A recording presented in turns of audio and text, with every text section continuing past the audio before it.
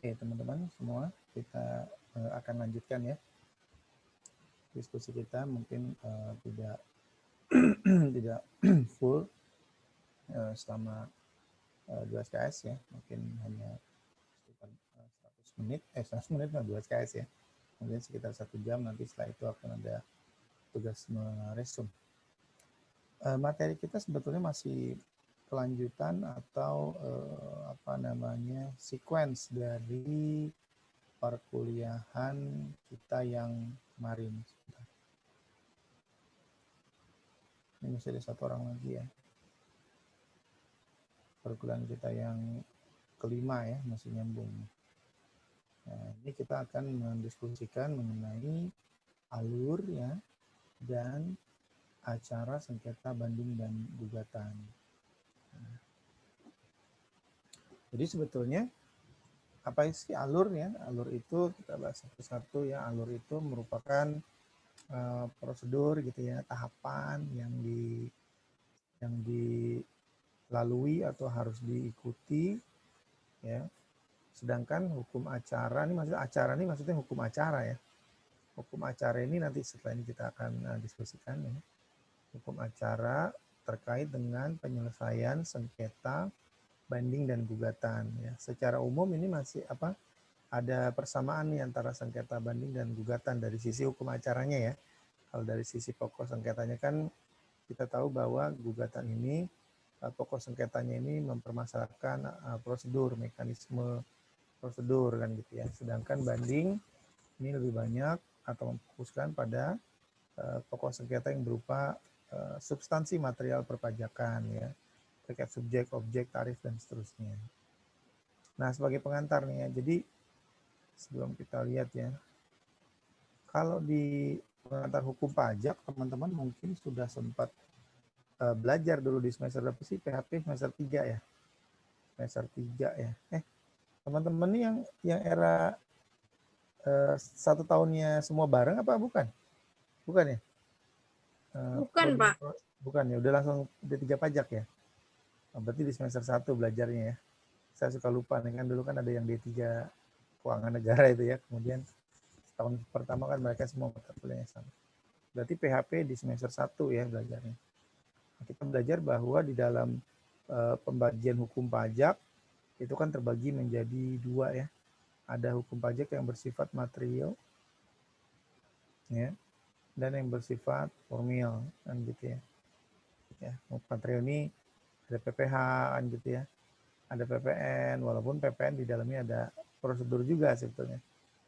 PBB gitu ya dan seterusnya. Nah, formilnya ini adalah undang-undang KUP kan gitu. Ini dari kacamata administrasi pajak. Ini dari sisi administrasi pajak. Sedangkan dari sisi atau perspektif peradilan pajak, ya, ini tidak lagi material dan formil gitu ya, tapi lebih ke pembagiannya adalah lebih ke material dan acara gitu. Material dan acara. Jadi yang di administrasi pajak ini, yang tadinya material dan formil ini, ketika dalam sistem peradilan pajak dia menjadi ini.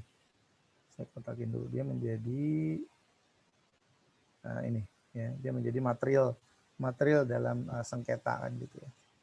Sedangkan yang formil ini acara, yang hukum acara. Ini pertanyaan seperti ini. Kita balik lagi ke slide. Nah, oke.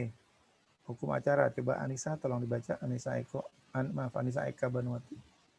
Tolong dibacakan. Hukum acara adalah rangkaian aturan yang mengatur tata cara mengajukan suatu perkara ke suatu badan peradilan, pengadilan, serta cara-cara hakim memberikan putusan. Hukum acara mengatur cabang-cabang hukum yang umum, seperti hukum acara pidana dan perdata. Masing-masing negara yang memiliki yurisdiksi dan kewenangan mahkamah yang beragam memiliki aturan yang berbeda-beda mengenai hukum acara. Meskipun memiliki aturan yang berbeda-beda, umumnya hukum acara di seluruh dunia memiliki unsur-unsur yang serupa. Hukum acara memastikan hukum ditegakkan secara adil dan semestinya. Hukum acara mengatur tata cara pendakwaan, pemberitahuan, pembuktian, dan pengujian hukum material demi terlaksananya hukum. Ya, baik. Terima kasih, Anissa. Ya, jadi kalau kita lihat di sini ada beberapa poin penting ya yang terkait dengan pengertian dari hukum acara. Yang pertama adalah hukum acara ini adalah rangkaian aturan ya, yang mengatur tata cara. Ini kata kunci di sini, mengatur tata cara bagaimana gitu. Suatu perkara ke suatu badan peradilan. Ini kita melihat definisi secara umum dulu. Serta cara hakim memberikan putusan. Jadi ngomongin tata cara semuanya, cara hakim, ya, cara mengajukan gugatan atau cara mengajukan tuntutan dan seterusnya. Nah, hukum acara mengatur cabang-cabang hukum yang lain yang umum seperti ada hukum acara pidana, perdata, ya. Jadi kalau misalkan sebagai contoh gitu ya, kita tahu misalnya di PIH dulu semester berapa, PIH itu semester 1 atau 2 saya lupa. Teman-teman kan belajar ada KUHP ya, ada KUHP, ada KUHAP kan gitu ya. Nah, KUHP ini adalah berisi material yang isinya berisikan tentang kejahatan dan pelanggaran gitu ya. Sedangkan KUHP ini hukum acaranya. Nah, contohnya misalnya gini, di KUHP itu ada pasal misalnya 551. Nah, pasal 551 Kitab Undang-Undang Hukum Pidana ini mengatur bahwa kita tidak boleh memasuki pekarangan orang lain tanpa seizin dia kan gitu ya, kira-kira ya. Secara substansinya, kalau redaksi kalimatnya saya nggak hafal. Jadi jika ada orang lain memasuki pekarangan atau halaman rumah orang lain tanpa izin, itu ada sanksinya. Ya. Nah, tapi bagaimana cara membuktikan bahwa dia benar-benar ada seseorang memasuki pekarangan orang lain? Kan harus dibuktikan. Ya kan, dalam proses pembuktian itu kan ada yang membuktikan, ada yang memeriksa, namanya majelis hakim. Ya kan? Kemudian ada yang melakukan, kalau pasal 551 ini dia delik aduan ya kan. Kalau di hukum pidana ada delik umum, ada delik aduan kalau teman-teman masih ingat. Jadi misalkan si Dinda masuk pekarangan rumah saya tanpa izin. Nah, saya lapor ke polisi itu bisa. Tapi kalau saya nggak lapor polisi, Dinda nggak ditangkap. Kalau Dinda masuk pekarangan rumah saya, udah saya pagar, udah saya tulis nggak boleh masuk kecuali yang berkepentingan gitu ya. Dinda masuk, saya lapor polisi, Dinda ditangkap. Itu namanya delik aduan. Nah, cara membuktikannya apakah Dinda masuk ke pekarangan rumah saya dan seterusnya, bagaimana hakim memeriksa dan seterusnya, itu diaturnya dalam KUHP. Ya, hukum acaranya. Ya, kira-kira gitu. Nah, oke, kita balik lagi. Nah, meskipun aturan yang berbeda di setiap negara, hukum acara itu unsur-unsurnya serupa. Ya, antara lain dia ya salah satu unsur-unsurnya misalkan memastikan bahwa hukum betul-betul ditegakkan secara adil. Dan memang tujuan dari hukum adalah kan keadilan ya. Tujuan dari hukum apapun, mau pajak, kayak pidana, perdata, semuanya itu adil tujuan. Ya, tujuannya adil, bukan menang kalah, tapi adil. Ya, kalau perkara untuk adil dia harus menang, ya berarti dia menang. Kalau untuk adil dia kalah, ya berarti kalah gitu ya. Makanya kacamatanya bukan benar salah, tapi adil. Nah, hukum acara memastikan hukum dengan cara adil. Hukum acara juga mengatur tata cara pendakwaan. Pendakwaan kalau dalam perkara pidana.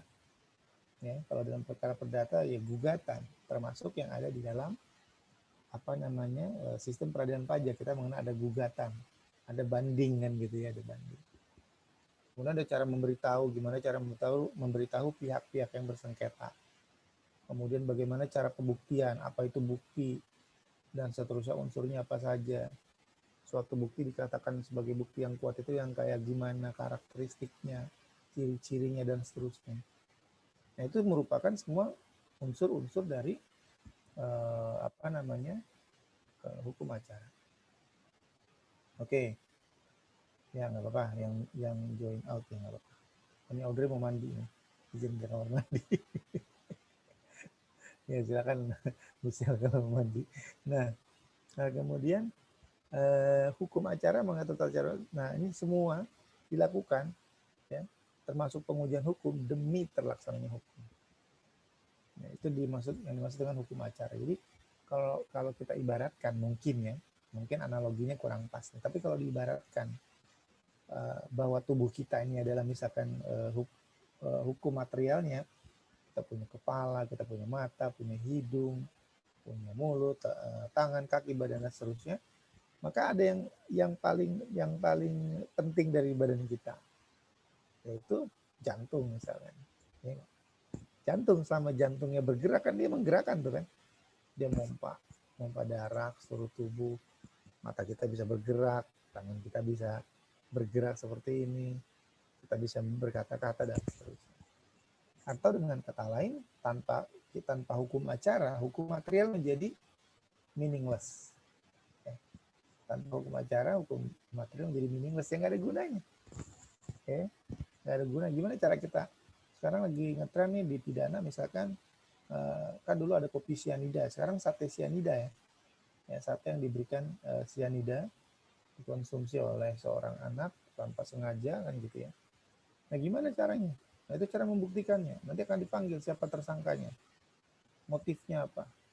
Ya kan? Motifnya apa nih?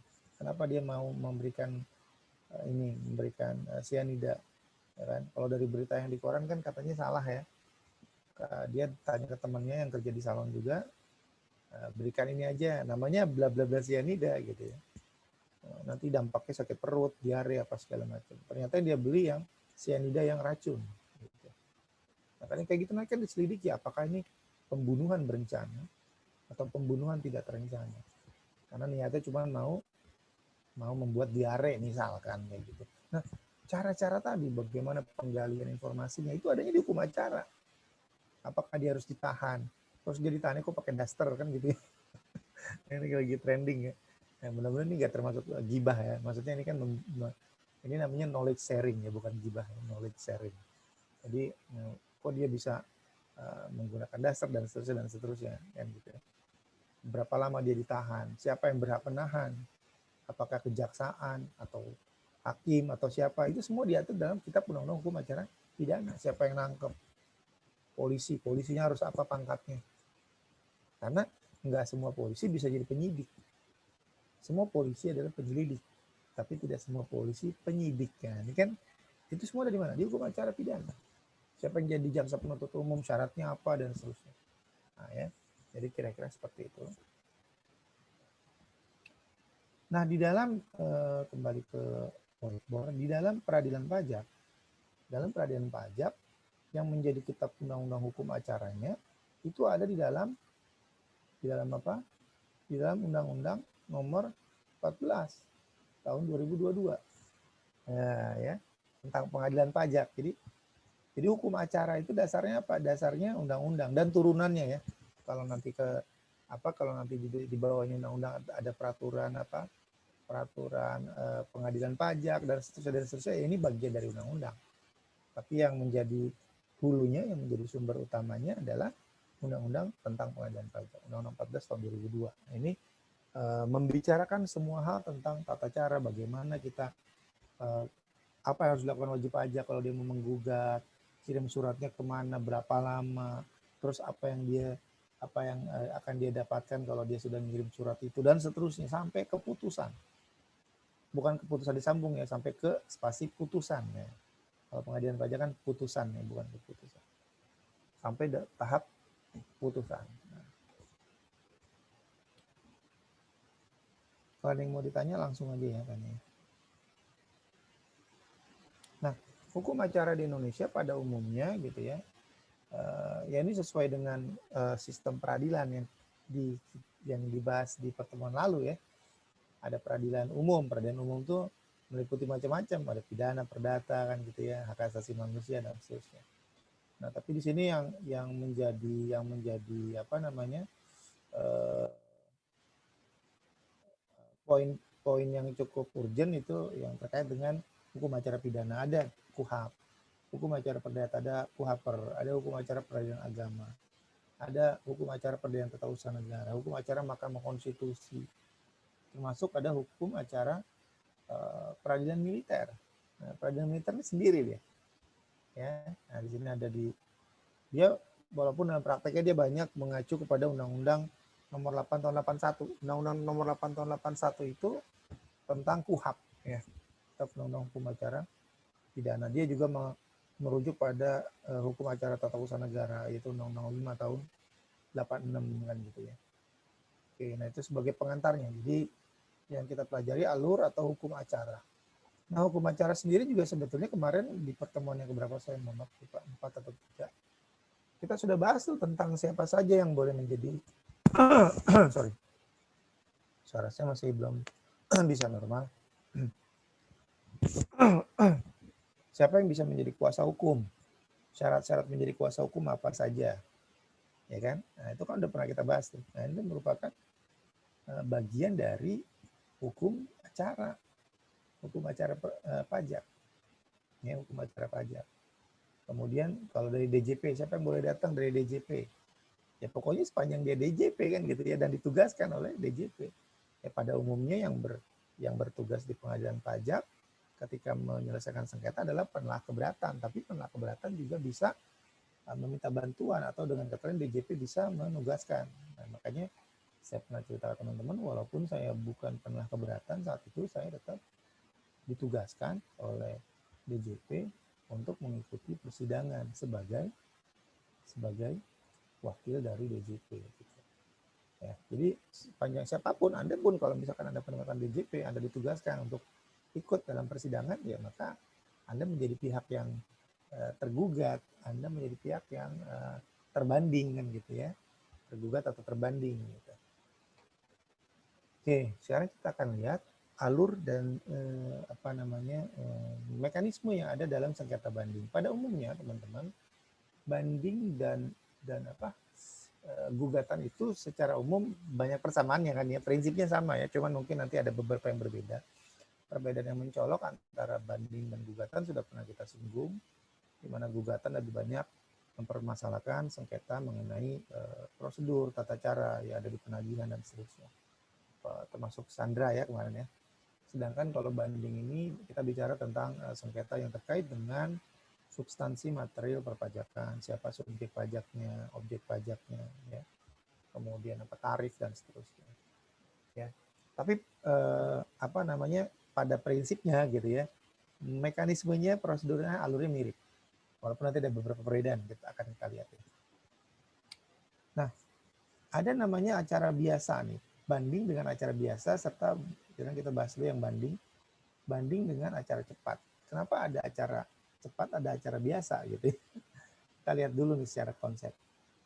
Jadi dalam sistem peradilan, sebuah peradilan itu bisa dilakukan dengan beberapa pendekatan secara teorinya. Jadi bisa dilakukan pemeriksaan secara biasa, kemudian ada cepat, ada singkat. Ya.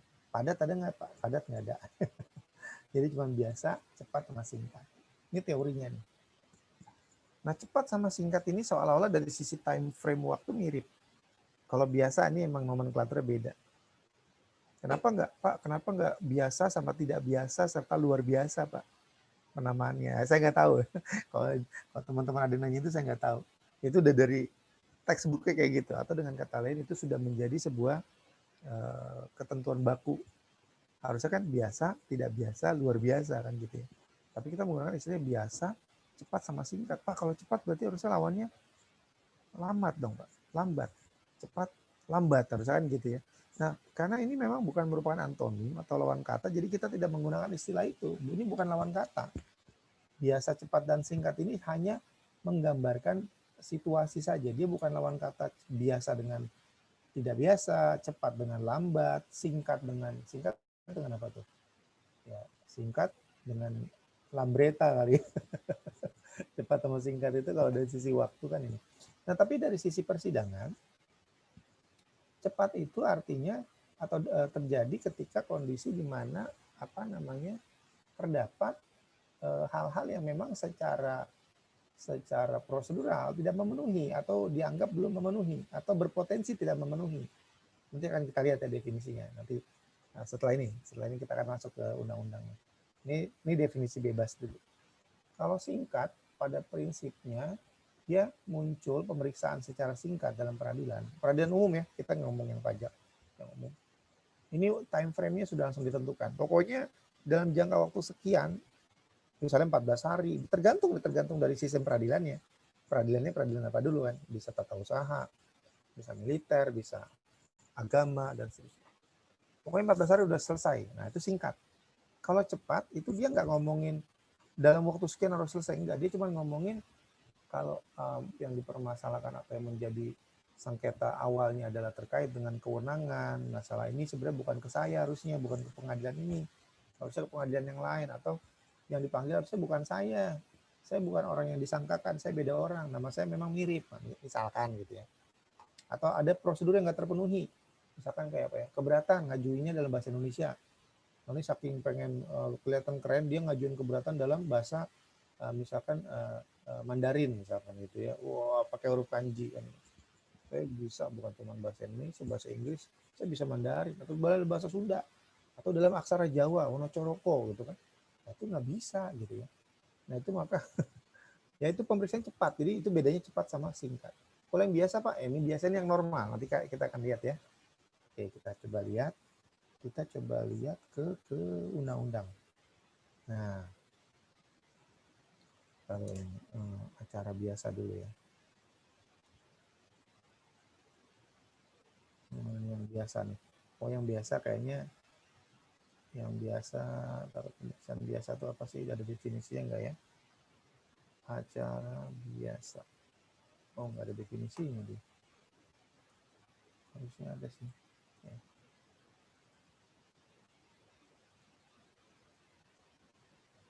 Oke, ini acara biasa nih. Masih ada.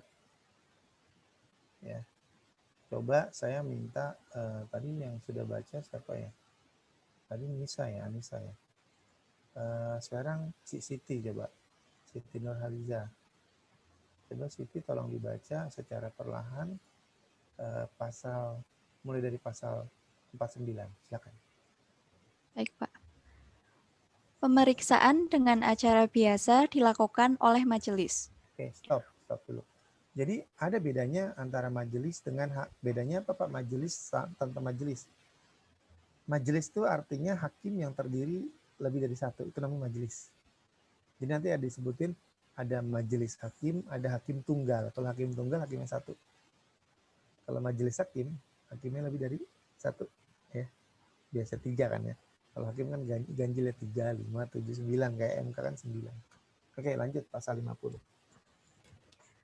Untuk keperluan pemeriksaan, hakim ketua membuka sidang dan menyatakan terbuka untuk umum.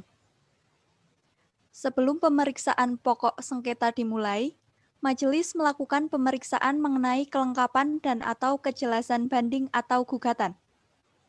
Apabila banding atau gugatan tidak lengkap dan atau tidak jelas sebagaimana dimaksud dalam ayat 2, sepanjang bukan merupakan persyaratan sebagaimana dimaksud dalam pasal 35 ayat 1, pasal 36 ayat 1 dan ayat 4, dan pasal 40 ayat 1 dan atau ayat 6, kelengkapan dan atau kejelasan dimaksud dapat diberikan dalam persidangan. Ya.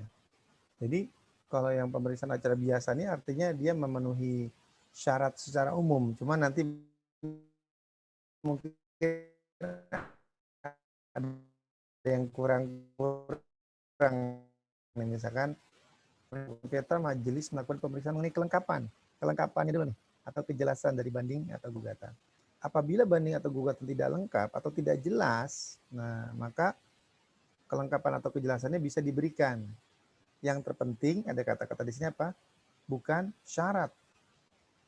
Kalau dia masuk syarat, itu nggak bisa pakai pemeriksaan acara biasa yang tadi saya jelasin. Kalau dia tidak memenuhi persyaratan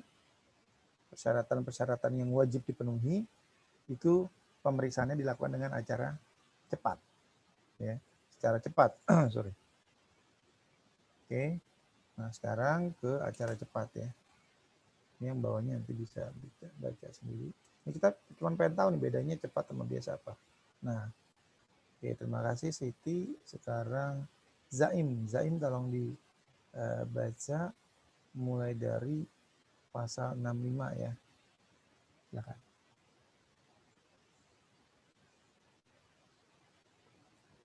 Pasal 65 Pemeriksaan dengan acara cepat dilakukan oleh majelis atau hakim tunggal. Oke, stop. Tadi kalau pemeriksaan biasa disebutkannya apa? Pemeriksaan dilakukan oleh majelis ya. Ya. Jadi cirinya kalau pemeriksaan biasa itu oleh majelis artinya oleh lebih dari satu hakim, 3 hakim lah kalau di pengadilan pajak. Sedangkan kalau acara cepat itu bisa alternatif, bisa majelis, bisa tunggal hakimnya. Nah, gitu ya. Itu bedanya cepat sama biasa. Lanjut ke pasal 66, Zaim. Pasal 66, 1. Pemeriksaan dengan acara cepat dilakukan terhadap sengketa pajak tertentu, gugatan yang tidak diputus. Huruf A, huruf B-nya harus dibaca. Kalau Oh ya, kalau undang-undang A. harus lengkap. Ya. Sengketa pajak tertentu. B. Gugatan yang tidak diputus dalam jangka waktu sebagaimana dimaksud dalam pasal 81 ayat 2. C. Tidak dipenuhinya salah satu ketentuan sebagaimana dimaksud dalam pasal 84 ayat 1 atau kesalahan tulis dan atau kesalahan hitung dalam putusan pengadilan pajak. D. Sengketa yang berdasarkan pertimbangan hukum bukan merupakan wewenang pengadilan pajak. Pasal 66 ayat 2. Sengketa pajak tertentu sebagaimana dimaksud dalam ayat 1 huruf A adalah sengketa pajak yang banding atau gugatannya tidak memenuhi ketentuan sebagaimana dimaksud dalam pasal 35 ayat 1 dan ayat 2, pasal 36 ayat 1 dan ayat 4, pasal 37 ayat 1, pasal 40 ayat 1 dan atau ayat 6. Ya, baik. Terima kasih, Zaim. Oke, kita lihat nih. Ya, jadi apa namanya di pasal 66 ya. Sebentar dulu saya catat dulu. 40 ayat 1 dan 6 ya. Pemeriksaan dengan acara cepat dilakukan terhadap sengketa pajak tertentu. Kalau acara biasa ya semuanya gitu kan yang normal. Ini yang nggak normal gitu ya kira. Sengketa pajak tertentu itu apa? Kita lihat ayat 2. Sengketa pajak tertentu sebagaimana dimaksud dalam ayat 1 huruf A adalah sengketa pajak yang banding atau gugatan, berarti sama nih ya, banding atau gugatan. Jadi banding gugatan nih jadiin satu ininya, pasalnya ketika kita ngomongin pemeriksaan acara cepat atau biasa. Tidak memenuhi ya. Garis bawahi kata tidak memenuhi. Tidak memenuhi ketentuan. Ya. Tidak memenuhi ketentuan sebagaimana dimaksud dalam 35 ayat 1, ayat 2, 36 ayat 1, ayat 4, 33 ayat 1, pasal 40 ayat 1 dan 6. Coba kita lihat. Jadi kalau si WP ketika mengajukan tidak memenuhi ini, maka dia pakai pemeriksaan acara cepat. Cepat itu maksudnya apa? Dia mau ditolak gitu. Dia mau ditolak pengajuan banding atau gugatannya, tapi ditolak tuh bukan menang atau kalah. Dianggap pengajuannya itu tidak memenuhi syarat. Nah, tapi mekanisme pengadilan mengharuskan harus diproses. Prosesnya dengan acara cepat. Nah, yang pertama apa? Tadi 35 ayat 1. Sofi, apa ya? 35 ayat 1 coba. Pasal 35 ayat 1, banding diajukan dengan surat banding dalam bahasa Indonesia kepada pengadilan pajak. Ya, artinya kalau wajib pajak ketika mengajukan banding tidak dalam bahasa Indonesia kan gitu ya, berarti apa? Nah, tidak memenuhi persyaratan dan dia diperiksanya pakai acara cepat. Acara cepat itu maksudnya gini, pengen ngomong, Anda tuh ngajuinnya nggak memenuhi persyaratan yang ada dalam undang-undang, tapi tetap diperiksa oleh hakim. Ya, tetap diperiksa oleh pengadilan. Ya. Ayat 2. Ayat 2, banding diajukan dalam jangka waktu 3 bulan sejak tanggal diterima keputusan yang dibanding, kecuali diatur lain dalam peraturan perundang-undangan perpajakan. Iya. Ya, ini kan 3 bulan nih. Kalau dia lebih dari 3 bulan, ya kan sejak keputusan, berarti kan keberatan ya kalau banding, maka dia dianggap tidak memenuhi persyaratan sebagaimana tadi diatur di pasal 66 tadi. Pasal 6 ayat 1 kan gitu ya. Nah, kemudian apa lagi? Yang berikutnya, pasal 36, tidak memenuhi pasal 36. Nah, 36 ayat 1 dan ayat 4. Terhadap satu keputusan diajukan satu surat banding. Ini harusnya. Nah, misalkan WP mengajukan banding, ya dua surat keputusan keberatan dalam satu surat banding. Nah, itu kan nggak bisa. Karena di dalam pasal 36 ayat 1, satu surat keputusan, satu surat banding. Ya, sama dia dikumpulin gitu jadi satu, direkap. Nah, itu nggak boleh. Terus ayat 4. Selain dari bla bla bla bla bla, banding yang didirikan apabila WP sudah membayar 50% tuh. Nah, jadi kalau dia mau banding, dia bilang, saya nggak mau bayar 50%. Kenapa? Kata undang-undang KUP nggak wajib kok bayar. Nah, saya ikut KUP. Padahal undang-undang pengadilan pajak bersifat lex spesialis kan gitu ya. Ya, lex spesialis dalam artian ya kalau mau ikut sistem peradilan pajak, ikutin undang-undang pengadilan pajak.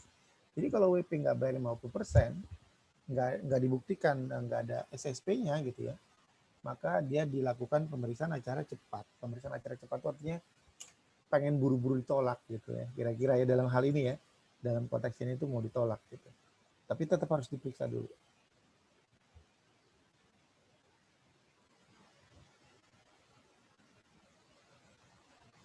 Nah, lanjut. Pasal 37. Ketika dia tidak memenuhi 37. 37 ayat 1 doang. Banding dapat diajukan oleh WP, ahli waris, pengurus, dan kuasa hukum. Nah, misalkan bandingnya yang mengajukan bukan wajib pajak, bukan ahli waris, bukan juga pengurus atau kuasa hukumnya, tetangganya yang mengajukan banding, itu nggak bisa. Ini contoh aja, contoh. Nggak bisa. Ya, jadi ketika dia tidak memenuhi ini, lanjut pasal 40. Pasal 40 ayat 1 dan 6. Gugatan, nah ini ngomongin gugatan. Gugatan diajukan dalam bahasa Indonesia, gugatannya bukan dalam bahasa Indonesia. Kemudian satu pelaksanaan penagihan diajukan satu surat gugatan. Nah ini WP atas dua pelaksana penagihan, misalnya surat paksa sama sita digabung, bikin satu surat gugatan, itu tidak boleh. Ya, karena tidak boleh dia akan dilakukan pemeriksaan dengan acara cepat. Nah, kita balik lagi ke pasal 66. Ya, jadi sengketa pajak tertentu tuh tadi yang kita bahas. Apabila WP dalam melakukan pengajuan baik banding atau gugatan tidak memenuhi 35 ayat 1 dan 2, 36 ayat 1 dan 2, pasal 37 ayat 1, pasal 40 ayat 1 dan 6. Yang kedua, gugatan yang tidak diputus dalam jangka waktu sebagaimana dimaksud dalam pasal 81 ayat 2. Ya kan? Pasal 81 ayat 2 apa? Kita lihat, ya kan? Cara baca gitu 81 ayat 2. Nah, ini. Putusan pemeriksaan dengan acara biasa atau gugatan diambil dalam jangka waktu 6 bulan sejak surat gugatan diterima. Yang normal itu putusan pemeriksaan dengan acara biasa atas gugatan diambil dalam jangka waktu 6 bulan. Ternyata setelah 6 bulan tidak ada putusan dalam mekanisme yang normal, dalam acara yang biasa. Maka bisa dilakukan acara cepat. Nah, gitu. Kemudian ya, atau terdapat salah tulis, salah hitung. Nah, misalkan pengadilan pajak, putusan pengadilan pajak atau putusan hakim pengadilan pajaknya terdapat salah tulis, salah hitung. Nah, itu memperbaiki melalui pemeriksaan acara cepat. Bisa dipahami sampai sini? Ya, yang D, sengketa yang berdasarkan pertimbangan hukum bukan merupakan kewenangan pengadilan pajak. Misalkan dia mengajukan pada WP, mengajukan gugatan perebutan harta gono gini. Diajukannya ke pengadilan pajak. Bisa nggak kira-kira? Bisa nggak? Boleh nggak gitu? Ya nggak bisa, cuman tetap harus diproses kan. Nah, diprosesnya dengan acara cepat. Diproses itu acara cepat maksudnya Anda ini salah alamat, kira-kira gitu putusannya nanti. Ini bahasa kasarnya kita aja ya, bahasa awamnya. Oh, gugatan warisan, gugatan harta gono gini itu ke pengadilan agama atau pengadilan negeri. Bukan ke pengadilan pajak, Anda salah alamat ini. Kira-kira gitu. Itu pasal 66 ya secara umum. Oke, sekarang kita balik lagi ke slide-nya. Jadi secara umum gugatan sama banding sama ya sebetulnya. Nah, ini kalau yang acara biasa, banding dengan acara biasa. Kalau teman-teman lihat di sini, ya, proses banding dengan acara biasa ini, sorry. Yang pertama, lihat di sini ada, ya walaupun kecil-kecil ya, di sini ada time frame-nya, ada waktunya, jangka waktunya. Yang pertama pengajuan atau perbuatan surat permohonan banding, penyampaian surat permohonan banding. Ini kan diajukan dalam waktu 3 bulan ya, ini pasal 52 setelah surat keputusan. Artinya setelah surat keluar keputusan keberatan kan gitu ya. Diajukan ke pengadilan pajak. Nanti dalam waktu 14 hari pengadilan pajak akan meminta kepada terbanding. Terbanding itu siapa? DJP. Ya, untuk membuat surat uraian banding. Uraian banding itu apa sih? Uraian banding itu adalah semacam bantahan, ya isinya ya bantahan terhadap apa yang disangkakan oleh pemohon banding. Jadi ketika si pemohon banding ini, si WP ini bikin surat, dia bilang, ini bahasa kita aja nih ya, kira-kira ya. Kan kalau contohnya udah pernah saya kasih tahu kan. Contohnya kira-kira ini keputusan keberatannya menyalahi aturan karena sesuai dengan pasal ini, ayat ini, undang-undang ini, bahwa seharusnya bla bla bla bla bla bla. Itu isinya surat permohonan banding. Nanti dibalas oleh DJP, surat uraian banding itu membalas itu, merespon surat permohonan banding bahwa apa yang disampaikan oleh wajib pajak dapat kami respon sebagai berikut. 1, berdasarkan pasal ini bahwa bla bla bla. 2, berdasarkan pasal ini bahwa bla bla bla. Membalas, merespon, intinya gitu. Dikirimnya bukan ke WP, tapi dikirimnya melalui pengadilan. Berikutnya, pengadilan yang akan menyampaikan kepada WP dalam waktu 14 hari. Selanjutnya WP diberi waktu 30 hari untuk membuat bantahan. Jadi WP membuat surat permohonan banding, dibantah oleh DJP, dibantah lagi oleh WP. Melalui pengadilan pajak diteruskan ke terbanding. Baru setelah itu, ya setelah sama-sama sudah tahu kondisinya, DJP tahu, WP tahu, kemudian pengadilan pajak menunjuk atau menugaskan majelis hakim, siapa yang bertugas. Di pengadilan pajak itu majelis hakimnya saya lupa ya, persisnya ada berapa belas gitu, atau jangan sekarang udah 20 kali. Jadi udah ada timnya gitu, majelis ini ya, hakimnya siapa aja, siapa yang jadi ketuanya, siapa yang jadi anggota. Biasanya ketua itu dipilih yang sudah senior. Senior ini maksudnya bukan dari sisi usia saja, tapi sudah lebih lama jadi hakimnya gitu. Ya. Lebih lama jadi hakimnya. Biasanya kayak gitu. Nah, habis nunjuk majelis hakim, kemudian mulai bersidang 6 bulan sejak diterimanya. Kenapa 6 bulan, Pak? Asumsinya sudah melewati tahap ini. Lihat di sini time frame-nya yang 30 hari, yang nomor 1 ini nggak masuk. Kenapa? Karena ini bukan belum masuk persidangan. Ini kan 3 bulan itu maksudnya dia mengajukan permohonan bandingnya. Mulai dari ini 14 hari, ditambah 3 bulan, ditambah 14 hari, berarti kurang lebih 4 bulan, ditambah 30 hari, 5 bulan, ditambah 14 hari, 5,5 bulan totalnya. Maka 6 bulan sejak diterimanya, ya dikasih spare 2 minggu, itu ya majelis mulai bersidang tuh selama 6 bulan itu. Dan diputus dalam jangka waktu 12 bulan setelah berkas diterima. 12 bulan semenjak ini nih masuk yang pertama. Ya, 12 bulan diputus. Tapi pertanyaannya Pak, ketika diputus itu apakah langsung diucapkan? Kalau putusan pengadilan, dia bukan hanya keluar ditetapkan, tapi dia harus diucapkan. Nah, ngucapinnya kapan nggak tahu. Dan putusan itu sebetulnya sama kayak surat paksa kan. Surat paksa itu kan teman-teman belajar di mata kuliah PSP bahwa surat paksa itu harus dibacakan ya. Surat paksa itu bukan dikasih, ini surat paksa ya. Anda saya kasih surat paksa, tolong dibayar utang pajaknya segera, enggak. Tapi dibacakan.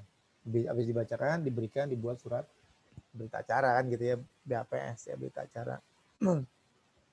Nah, kemudian setelah putusan diterima, dikeluarkan, kemudian berdasarkan pasal 88 ayat 1, salinannya disampaikan dalam waktu 30 hari ke pemohon banding dan juga ke terbanding. Dan terbanding, ini di nomor 13, dia punya kewajiban untuk melaksanakan putusan. Kenapa putusannya DJP Pak, bukan WP lah. Yang bisa melaksanakan kan pemerintah, ya kan, yang bisa memperbaiki ketetapan dan seterusnya kan pemerintah. Karena yang digugat atau yang dibanding adalah pemerintah. Maka pemerintah dalam ini DJP ya, dia wajib melaksanakan putusan pengadilan. Ini yang acara biasa. Ya. Yang acara cepat, ini yang acara cepat. Tadi karena kita sudah membaca, menjelaskan acara cepat sama biasa bedanya apa, ketika baca ini udah lebih paham. Ini nggak selengkap yang biasa. Karena acara cepat ini sebetulnya mau ditolak gitu. Ditolak prosesnya ya, bukan ditolak pengajuan bandingnya dia DJP-nya menang, WP-nya kalah, bukan. Ditolak tuh maksudnya ditolak pengajuannya. Bukan ditolak proses bandingnya atau gugatannya, tapi Anda ini salah gitu, salah alamat gitu. Anda ini kurang lengkap, tidak memenuhi persyaratan. Ya, dia ngirim, dia masuk ke pengadilan. Atau pengadilan bisa nunjuk kan tadi ya, acara cepat itu bisa majelis, bisa hakim tunggal. Kalau majelis lebih dari satu. Kemudian kalau formalnya tak terpenuhi, nah tadi sudah kita bahas, kalau formal terpenuhi lanjut ke sidang acara biasa. Jadi bisa Pak ya, pas acara cepat itu ternyata formalnya ternyata terpenuhi. Bisa saja sih, kalau seandainya pada saat diperiksa secara cepat, misalkan ada yang, misalkan kata hakim ini ada syarat yang tidak terpenuhi nih, tidak tulis dalam bahasa Indonesia. Kenapa? Ini kok tulisnya dalam bahasa Inggris? Oh gini majelis. Itu sebetulnya kita bikin dua tuh, kita tahu kita salah. Ya, awalnya kita bikin bahasa Indonesia karena perusahaan kita kan perusahaan multinasional, penanaman modal asing. Jadi kita semua biasa bikin persuratan dalam bahasa Inggris. Nah kita nggak tahu nih dalam bahasa Indonesia, nih lupa, bukan nggak tahu lupa. Tapi kita udah kirim lagi yang bahasa Indonesia. Mana buktinya? Ini, bla bla bla. Nah begitu udah jadi terpenuhi, nah bisa lanjut ke pemeriksaan acara atau sidang acara biasa. Nah yang lainnya sama nih, putusannya diserahkan ke sini dan seterusnya.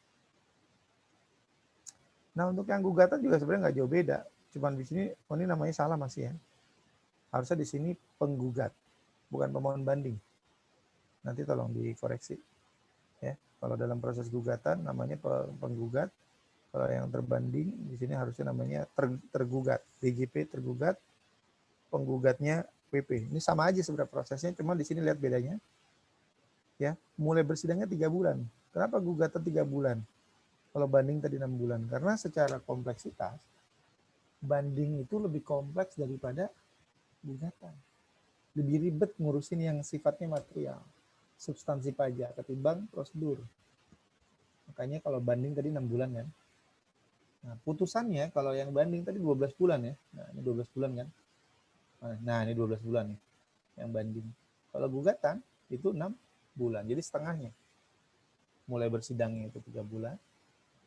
Mulai diputuskannya 6 bulan kalau di gugatan. Nanti acara cepat, acara biasa yang acara cepatnya sama. Ya, jadi ini tinggal dibaca aja nih. Tapi prinsipnya sama dengan yang tadi banding. Nah, sekarang saya mau menjelaskan apa aja sih yang dilakukan pada saat proses banding tadi begitu dinyatakan berkasnya lengkap tuh udah kan tadi kan syarat kalau banding sidang itu 6 bulan kan gitu ya. 6 bulan ya. 6 bulan sejak berkas ataupun pengajuan diterima. Kalau tadi gugatan ya sidangnya itu 3 bulan kan gitu ya. 3 bulan sejak permohonan diterima. Dan banding ini putusannya 12 bulan kan gitu ya. Putusannya 12 bulan, harus sudah ada putusan. Ingat harus ada putusan tapi bukan harus ada pengucapan. Pengucapannya belum diatur ya. Gugatan itu 6 bulan, putusan itu. Jadi putusannya itu dalam waktu 6 bulan, jadi setengah. Nah, apa saja yang pertama kali disampaikan begitu dinyatakan bahwa ini bisa dilakukan pemeriksaan biasa, bukan pemeriksaan cepat. Maka di sidang pertama itu biasanya nanti majelis akan menyebutkan agendanya nih di sidang pertama.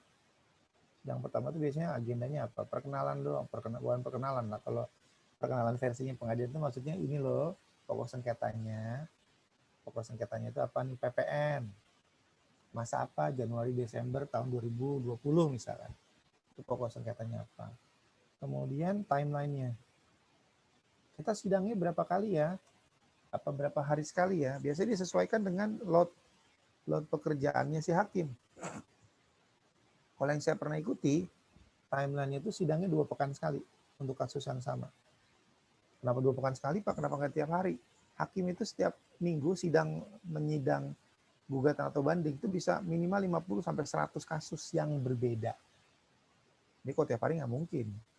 Masa sehari 100 kasus yang berbeda, besoknya 100 kasus lagi, bisa mules tuh hakim. Ya kan? Ya, biar kalau yang saya ikuti 2 pekanan. Misalkan hari apa nih? Hari Kamis ya.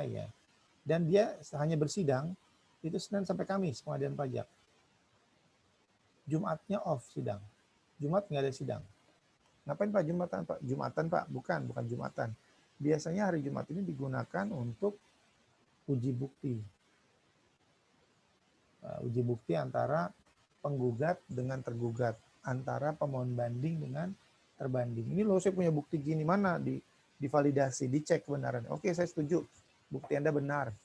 Atau oke, saya nggak setuju, bukti Anda tuh nggak benar itu, saya nggak setuju. Nah, nanti pas di pengadilan, pas sidang berikutnya disebutin, kita udah uji bukti, kita tidak menemukan sebuah kecocokan dalam membahas bukti tersebut. Nah, itu sampaikan ke hakim. Nah, jadi timeline, kemudian apa, agendanya apa. Misalkan di pertemuan yang atau sidang ketiga nanti kita akan membahas ini ya.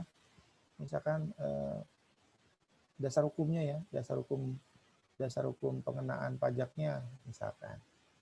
Ya. Kemudian nanti kalau perlu kita juga akan bisa manggil apakah dari pihak penggugat atau pemohon banding mau mengajukan saksi ahli, boleh. Misalkan. Apa itu saksi ahli? Ada bedanya, ada saksi ahli. Kalau saksi itu memang orang yang terlibat dalam sengketa tersebut, baik dia sebagai saksi, penonton lah gitu yang melihatnya ada.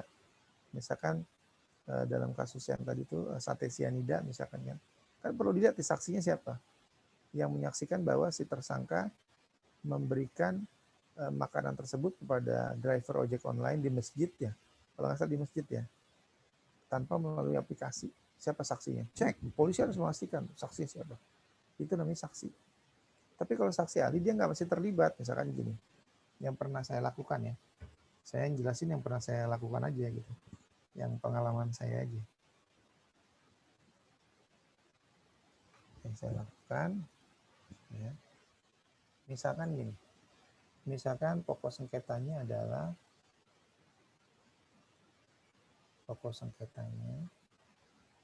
pembayaran royalti. Ini kan kasus PPA Badan berarti. Pembayaran royalti oleh WP ke afiliasinya.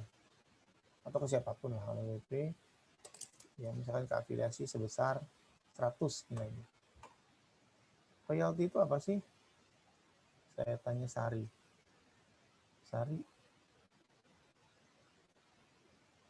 Royalti itu apa sih? Sari. Sofi kok Sari. Sorry, Sofi maksudnya. Sofi, royalti itu apa sih?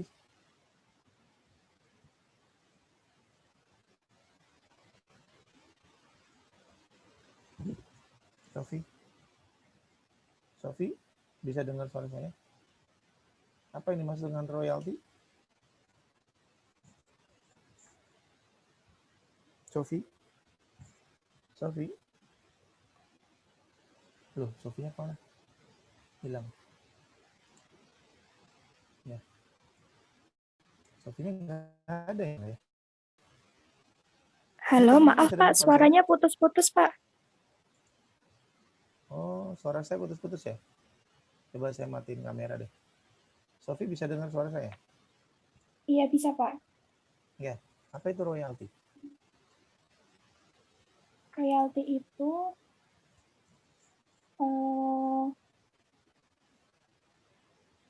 apa ya Pak, kayak misalnya dalam misal suatu karya kayak buku. Nah, royalti itu kayak sebagai imbalan atas sebuah karya yang kita ciptakan, Pak.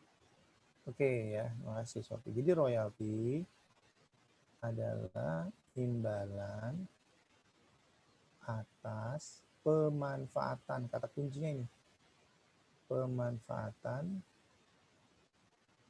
aset tak berwujud atau intangible asset atau intangible property. Ya, aset tak berwujudnya itu apa bentuknya? Bisa berbentuk paten, ada copyright, hak cipta, ada trademark, merek, ya, ada trademark, ada apa lagi? Know-how itu bahasa Indonesia apa? Rahasia dagang.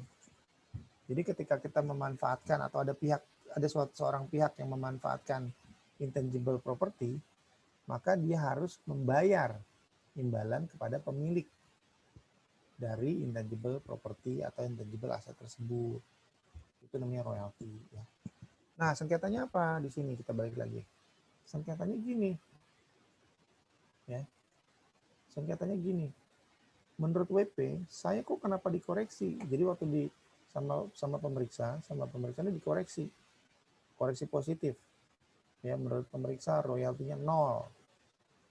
Kenapa 0? Kenapa nggak 100? Karena tidak ditemukan atau tidak dapat dibuktikan adanya aset tidak berwujud. Nah, padahal royalti adalah pemanfaatan atas aset tidak berwujud. Mana buktinya ada aset tidak berwujud? Atau bisa juga pemeriksanya bilang, saya tidak dapat menemukan bukti bahwa aset tersebut sudah dimanfaatkan oleh WP, makanya saya koreksi positif jadi 0. Nah, oleh karena itu, atas situasi ini, si wajib pajak boleh saja dia memanggil saksi ahli. Nanti saksi ahli tadi yang menyebutkan apa itu pengertian royalti, kenapa harus bayar royalti, di mana letak dari intangible asetnya tadi dan seterusnya. Gitu. Bisa dipahami sampai di sini? Halo? Apakah bisa dipahami penjelasan saya? Bisa, Pak. Bisa. Oke. Kayaknya pada lemas semua ya, lagi pada puasa ya. Saya dari pagi nanti sampai sore ngoceh terus malah. Nah ini apa namanya, di dalam sidang pertama biasanya nanti akan ditentukan kita sidangnya berapa kali, ya kan?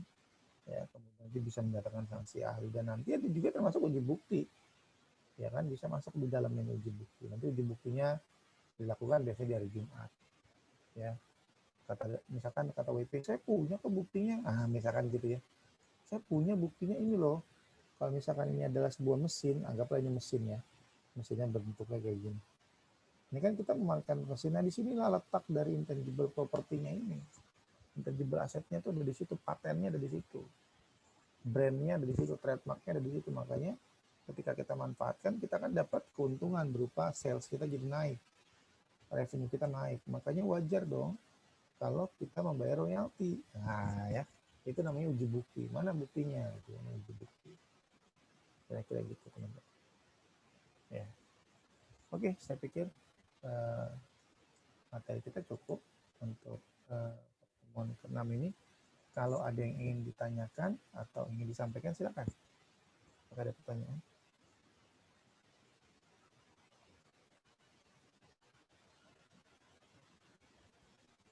Pak, saya izin bertanya, Pak. Silakan, Sofi. Tadi kan untuk yang pemeriksaan acara tepat, salah satunya kan atas gugatan yang tidak diputus dalam jangka waktu sebagaimana dimaksud dalam pasal 81 ayat 2, Pak. Nah, kan itu semisal kalau dalam jangka waktu 6 bulan itu majelis atau hakim tunggalnya itu, Ini gugatan ya berarti ya? Ini gugatan ya? iya Pak. Kalau putusan 6 bulan gugatan, oke ya. Terus? Iya, kalau 6 bulan misalnya hakim itu alasannya karena mereka tidak punya itikat baik, Pak. Nah, apakah itu Mereka langsung itu siapa? Harus jelas nih kalimatnya. Mereka itu siapa? dari hakimnya, Pak? Semisal emang maksudnya, tidak mampu memberikan putusan dalam jangka waktu 6 bulan, Pak.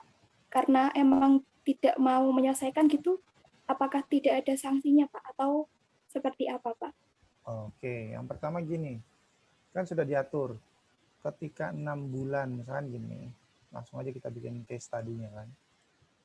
Ya kan? 6 bulan sejak di itu ya, di apa namanya, berkas diterima lah gitu ya. Sidang apa? Sidang pula, sini kata-kata kalimat ini. Redaksinya biar saya nggak salah. Redaksinya itu diputus dalam jangka waktu 6 bulan sejak berkas diterima kan gitu ya, sejak berkas diterima. Berkas itu berkas ini loh berarti loh, berkas gugatan loh. Berkas gugatan loh, harus diputus. Ya kan? Nah, ini kasus gugatan kan. Gugatan kan.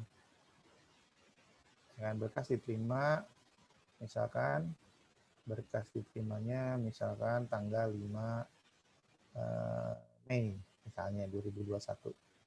Berarti bulan itu sejak berarti tanggal 4 ya. Tanggal 4 Mei kok 2021 2000 berapa? Kok Mei, Juni, Juli, Agustus, September, Oktober, November. Berarti 4 November 2021, ya kan, harusnya sudah ada putusan.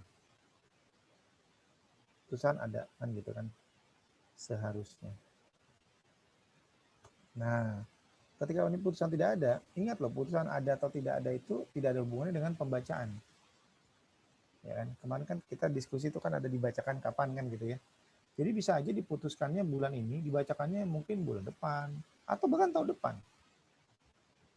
Pertanyaannya apakah ada sanksi kan gitu ya. Yang pertama kalau kita bicara tentang sanksi bagi hakim, di pengadilan ada komite etik secara internal. Kemudian ada apa namanya? Komisi yudisial.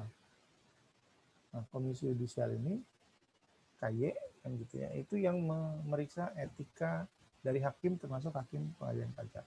Kalau memang diduga ada pelanggaran kode etik. Kode etiknya hakim apa, kita bisa lihat nanti, bisa googling lah. Ya, saya nggak hafal satu persatu. Termasuk di dalamnya tadi, punya etika tidak baik. Kalau memang terbukti di situ. Tapi di luar dari masalah etika, mungkin saja dalam waktu 6 bulan tidak terbit, bukan tidak terbit, tidak ada putusan karena misalkan si hakim merasa sulit beneran gitu. Ya kan? Merasa sulit beneran. Maka dia si wajib pajak bisa mengajukan permohonan agar bisa dilakukan pemeriksaan cepat, atau enggak permohonan pun seharusnya dari pihak pengadilan, dalam hal ini panitera pengadilan pajak ini dia kan punya catatan ini berkas masuknya kapan, mulai sidang kapan, maka bisa dilanjutkan dengan pemeriksaan cepat. Nah, pemeriksaan cepat ini nanti akan ditunjuk oleh majelisnya atau hakim tunggalnya, akan ditunjuk oleh ketua pengadilan. Jadi yang ditunjuk siapa Pak? Biasanya bukan hakim yang sama.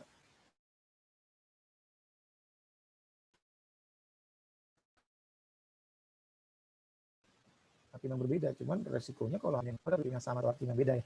Bisa aja hakimnya tanya 3, kan tadi majelis nih pas sidang biasa. Ternyata 6 bulan nggak keluar, ditunjuk hakim tunggal. Boleh nggak? Boleh aja ketua pengadilan pajak bisa saja menunjuk hakim tunggal untuk menyelesaikan masalah ini supaya keluar putusan. Ini di luar konteks etik. Kalau masalah ada etika, misalkan oknumnya disogok oleh wajib pajak atau disogok oleh DJP, kayaknya DJP nggak nyogok lah, oleh wajib pajak ya kan. Nah, maka nanti yang akan turun komite etik dulu dicek. Komite etik ini berdasarkan aduan, delik aduan. Kalau pelanggaran kode etik itu deliknya delik aduan yang harus ngomong. Termasuk teman-teman nih, ada dosen nih misalkan melanggar kode etik. Anak-anak kelas ini, kalau kalian nggak ngasih saya mobil, saya kasih kalian nilai C semua misalnya. Nah, itu kan pelanggaran kode etik. Nah, teman-teman lapor ke SPI. Nanti SPI yang akan memproses ke komite etik. Jadi dia delik aduan, harus ada yang ngadu. Bukan si yang diadunya ngomong sendiri, saya melanggar kode etik, gitu kan, nggak bisa. Harus ada delik aduan. Gitu, Sofi. Mudah-mudahan jelas. Terima kasih, Pak. Iya. Baik. Ada lagi? Kayaknya udah pada persiapan Lebaran ya. Mungkin ada yang udah siap-siap masak ketupat apa segala macam. Atau liburan. Liburan nggak boleh ya? Liburan boleh nggak sih? Yang nggak boleh pulang kampung ya. Liburan di tempat masing-masing boleh, yang penting menjaga protokol kesehatan ya. Baik, kalau tidak ada lagi. Izin bertanya, Pak. Oh ya, silakan Dinda. Kan tadi kan yang biasa itu kan yang memenuhi syarat secara umum gitu kan, Pak. Ya. Nah, kalau yang cepat itu kayak ada potensi yang tidak memenuhi, jadi kayak ditolak, nggak gimana ya? Ya tadi pokoknya ada syarat-syarat yang tidak dipenuhi. Nah, terus kalau yang singkat itu gimana ya, Pak? Katanya tadi ada time frame-nya itu udah ada. Nah, tapi itu untuk kasus yang di pengadilan pajak nggak ada singkat. Di pengadilan pajak nggak ada singkat. Tadi kan saya cerita, kalau Dinda nanti nyetel lagi video ini, itu secara teorinya ada 3. Ya, tapi di pengadilan pajak yang dipakai cuma biasa sama cepat. Yang singkat nggak ada. Ya. Ada lagi? Pak, izin bertanya lagi, Pak. Ya, silakan. Kan tadi salah satu alasan pemeriksaan cepat itu kan karena ada persyaratan yang tidak dipenuhi, Pak. Misalnya atas satu keputusan itu untuk satu surat banding. Nah, misalnya kalau kan itu udah ada putusannya, Pak, dari pemeriksaan cepat. Nah, kalau semisal kita membenarkan satu keputusan itu untuk satu surat banding, kita benarkan lagi, Pak. Nah, apakah atas putusan pemeriksaan cepat itu bisa diajukan pemeriksaan acara biasa kembali, Pak? Bisa. Pengajuannya pengajuan lagi. Jadi yang nggak boleh pengajuan ulang itu kalau kita mencabut. Ya, kalau kita mencabut banding, gugatan itu nggak bisa kita ajukan kan ya. Tapi kalau karena misalkan kita tidak lengkap, kemudian kan dilakukan acara pemeriksaan cepat, hasilnya atau putusannya adalah ini nggak bisa diterusin kan gitu ya. Kemudian kita mengajukan lagi dari sisi formal masih boleh, bisa. Karena bukan dicabut gitu. Nah, itu karena ada kesalahan biasanya kan tadi kan yang tadi saya bilang tuh tidak dalam bahasa Indonesia kan gitu ya. Di Indonesia dalam bahasa Inggris. Nah, terus dia bikin lagi dalam bahasa Indonesia. Bisa nggak? Bisa. Gitu. Masih boleh. Yang nggak boleh mengajukan lagi itu kalau WP mencabut. Dia udah ngajukan, udah memenuhi syarat formal, pakai acara biasa terus kemudian dicabut, itu nggak bisa diajukan. Gitu, Sofi. Dan tadi kan kalau kita lihat sebetulnya alurnya bisa dari biasa ke cepat, bisa dari cepat ke biasa kan ya. Tadi kan yang ditanyakan dari cepat ke biasa kan. Nah dari biasa ke cepat kan tadi pertanyaannya siapa tadi? Lupa saya. Dinda ya? Apa Sofi juga ya? Sofi juga ya. Artinya ketika udah jalur biasa nih ternyata 6 bulan kan nggak ada putusan kalau gugatan atau 12 bulan kalau banding nggak ada putusan berubah jadi cepat. Sebenarnya kenapa ada biasa dan cepat dari sisi filosofis penegakan hukum atau hukum acara supaya ada kepastian hukum. Sama kayak waktu kita belajar keberatan kan. Kalau dalam waktu 12 bulan tidak ada keputusan dari DJP dalam hal ini Kanwil, maka keberatan WP diterima. Itu kan secara substansial sebetulnya mirip dengan yang versi acara cepat ketika acara yang biasanya itu tidak finish, artinya putusannya nggak keluar, 6 bulan nggak keluar. Gugatan atau 12 bulan banding nggak keluar putusan, pakai acara cepat. Sebetulnya dalam rangka itu, dalam rangka supaya WP atau siapapun sebetulnya, bukan hanya WP, pihak-pihak yang bersengketa mendapatkan kepastian hukum. Kira-kira gitu. Ya, secara umumnya ya. Ada lagi? Izin bertanya, Pak. Silakan, Semara Putri. Berarti kalau misalnya dalam kasus ada pengulangan pengajuan permohonan banding, seperti yang dikatakan Sofi tadi, apakah jangka waktu maksimal memberikan putusan itu juga diperpanjang? Kemudian bagaimana dengan kewajiban perpajakannya, Pak? Jadi apakah masih ditangguhkan lagi dalam jangka waktu perpanjangan tersebut atau tetap gitu? Ya, sebetulnya kita bisa ngelihat di pasal 81 ya, 81, 82 Undang-Undang Undang-Undang Pengadilan Pajak. Kalau saya nggak salah menangkap pertanyaannya ya. Coba, kalau nggak ada di sini berarti nggak diatur kan gitu ya. Kita lihat di sini, ini pasal 81 kan bicara putusan pemeriksaan acara biasa dalam jangka waktu 12 bulan. Kalau biasa untuk gugatan 6 bulan. Dalam hal-hal khusus, kan gitu ya. Nah, ini dalam hal-hal khusus, jangka waktu sebagaimana dimaksud pada ayat 1 diperpanjang paling lama 3 bulan. Dalam hal-hal khusus, jangka waktu sebagaimana dimaksud pada ayat 2 ini 6 bulan, bisa nambah 3 bulan. Dalam hal gugatan yang diajukan selain atas keputusan pelaksanaan penagihan tidak diputus dalam jangka waktu sebagaimana dimaksud dalam ayat 2, artinya 6 bulan, pengadilan pajak wajib mengambil putusan melalui pemeriksaan acara cepat dalam jangka waktu 1 bulan. Sejak jangka waktu 6 bulan dimaksud dilampaui. Nah, sekarang kita lihat ke dalam apa namanya penjelasannya 81 ayat 3 dan ayat 4. Coba lihat penjelasannya apa. Mudah-mudahan penjelasannya ada penjelasannya. 88 ayat 3 dan 4 ya. Sorry. Saya menjawab berdasarkan ini aja ya. Yang kalau nggak ada di sini saya nggak bisa jawab. 88. Oh, cukup jelas. Jadi nggak ada. Ya, ternyata penjelasannya cukup jelas, padahal kita butuh penjelasan. Itu 88, 81 ya? Sorry. 81, maaf. 81. Oh, ini. Ya. Ayat 1 penghitungan jangka waktu 12 bulan dalam pengambilan keputusan dapat diberikan contoh sebagai berikut. Oh, ayat 3-nya ini masukkan hal-hal khusus soal ini.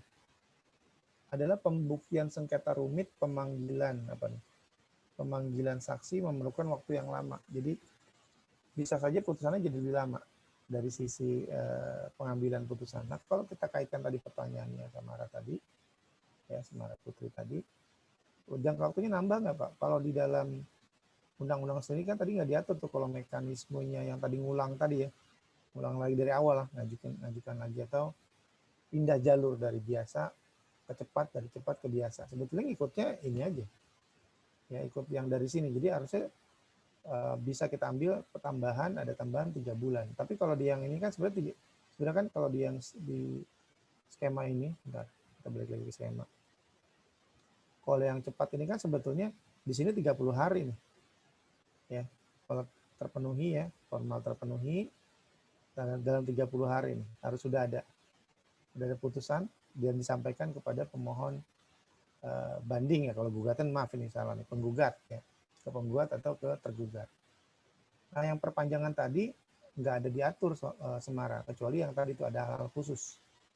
Misalkan karena ribet, jadi biasanya gini, faktanya ya, maksud teknik di lapangannya gini, kadang-kadang misalkan kan gini, udah 6 bulan, terus nggak selesai, terus mau acara cepat kan, tapi itu bisa diperpanjang gitu sebetulnya. Kalau dia bisa menjelaskan hal-hal ini ribet banget ini, kompleks gitu ya. Atau ada saksi tapi susah nih manggilnya, atau butuh menggali saksi ahli ya, butuh menggali lebih banyak. Jadi kita butuh tambahan paling lambat 3 bulan. Paling lama 3 bulan diperpanjangnya. Jadi kalau di luar yang skema itu Semara itu nggak ada. Ya, jadi cuma ada yang skema tadi doang gitu. Mudah-mudahan bisa menjawab. Ya. Terima kasih, Pak. Ada lagi?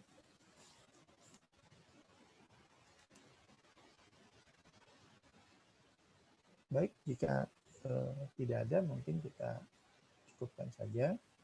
Ya, kalau saya tidak salah teman-teman, di pertemuan yang ke-7 itu nanti akan ada kuliah umum ya. Kalau saya nggak salah di dalam RPS-nya kemarin Pak Beni Setiawan, Pak dosen koordinatornya sempat menyampaikan.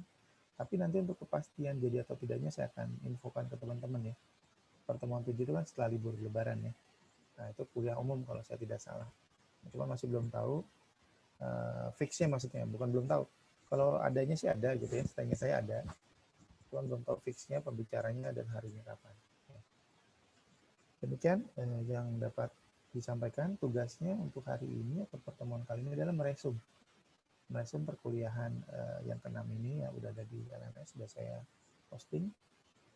Saya tutup ya kuliah kita ini. Mohon maaf apabila ada kesalahan. Terima kasih atas partisipasi teman-teman semua ya. Semoga teman-teman semua dalam keadaan sehat, walafiat, tanpa kurang satu apapun. Bagi yang akan berlebaran, merayakan Hari Raya Idul Fitri ya, saya ucapkan selamat berlebaran ya, berkumpul dengan keluarga, jangan kemana-mana dulu ya, jangan mudik dulu ya. Bagi teman-teman yang tidak merayakan, selamat liburan ya, hindari berkerumun ya gitu ya. Kalau kepepet berkerumun ya jaraknya agak jauh, gimana ya, berkerumun itu agak jauh ya, ikuti instruksi pemerintah ya. Nggak boleh mudik tapi piknik boleh, cuman mungkin ikut protokol kesehatan. Sekali lagi terima kasih teman-teman semua, mohon maaf apabila ada kesalahan ya. Selamat pagi menjelang siang semua. Wassalamualaikum warahmatullahi wabarakatuh. Waalaikumsalam warahmatullahi wabarakatuh. Terima kasih, Pak. Terima kasih, Pak. Terima kasih semua. Selamat pagi, Pak. Terima kasih, Pak. Terima kasih.